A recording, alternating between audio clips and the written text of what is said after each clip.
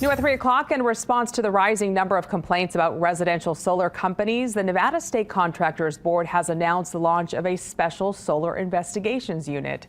According to officials, the unit will aim to target solar companies with complaints involving theft, fraud, abandonment, diversion of funds, and unlicensed contracting. Up to 3,000 complaints the board receives every year. Nearly one-third are homeowner complaints about solar companies. In April, Fox 5 reported on one contractor accused of stealing around $250,000 without performing any work over the past 2 years. The 43-year-old man is facing 7 felony counts and 1 misdemeanor as a result. This special solar investigations unit is the latest effort from the Contractors Board to hold companies that have harmed homeowners accountable.